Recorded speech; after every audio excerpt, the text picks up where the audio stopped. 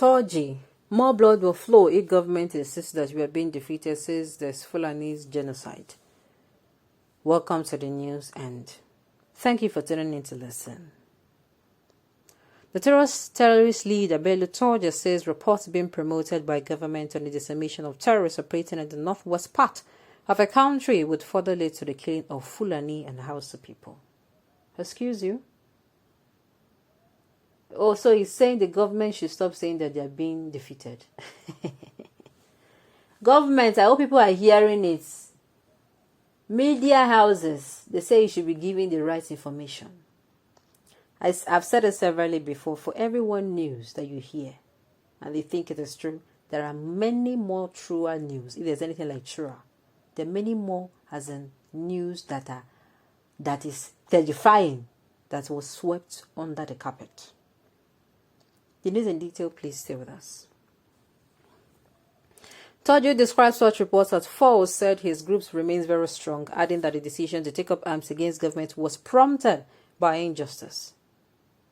Speaking in an interview with Daily Trust, the terrorist kingpin lamented the activities of vigilante group and politicians in fueling crisis in the area, saying such actions made him to propose a peace deal through an open letter.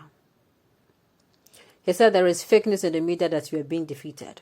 I consider the loss of life for the people are being lied to that we are being defeated. I pity the lives being wasted, both the Fulani and Hausa. So I thought we should come together and live in peace, and that we should not use the insecurity situation for politics. There is politics in it. That is why people are being killed. If people are to be secure, there should not be discrimination in protecting the lives of Nigerian people. Unfortunately, the security situation is politicized. That is why we say there is politics in it. For instance, even you journalists have never reported the genocide being committed against the Fulani.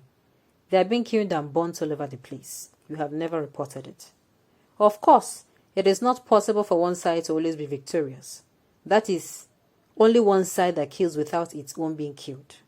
What is happening in Nigeria is not a secret. It is nothing new. We have told the government and all relevant authorities, but nothing is being done about it. That is why we suspect that the situation is politicized.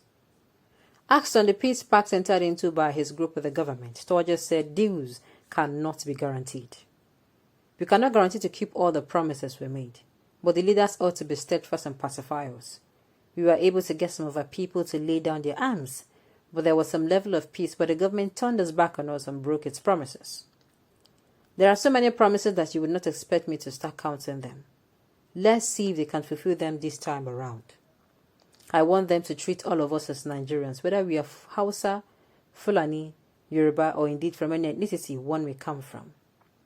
There is also the Yankasai group with whom we started all these fights before the government came in. If the government had brought them to order, things would not have been this bad. Because it is a volunteer group, they were not established by law. If a farm is encroached on, one will be taken to the village head or DPO, Divisional Police Officer, and the person will be fined beyond proportion. That enraged some of our people and some took up arms.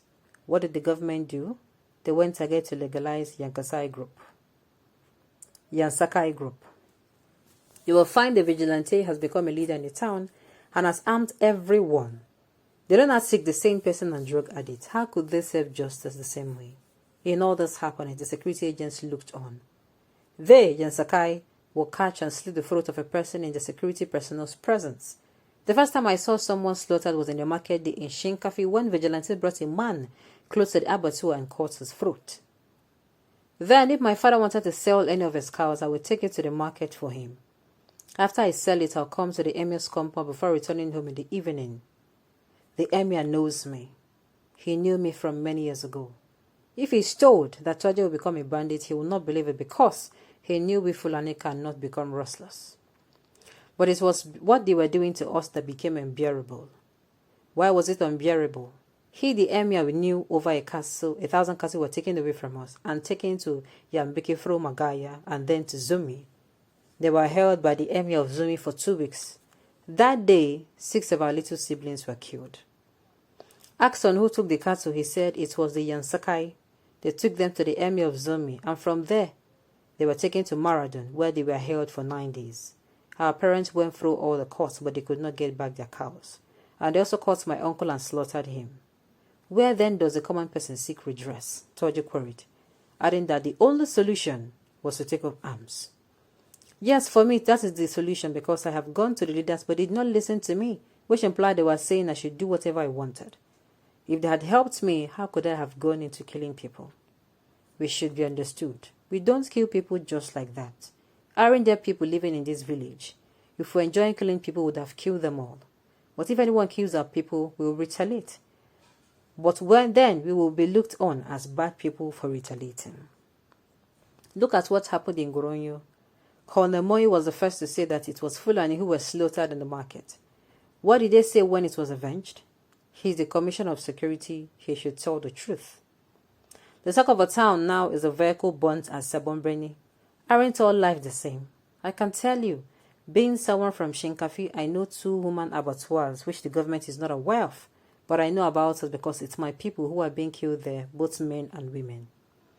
We believe government officials think because outside people are educated, we cannot lodge complaints against them, because they're the ones who can go to the media to say whatever they want.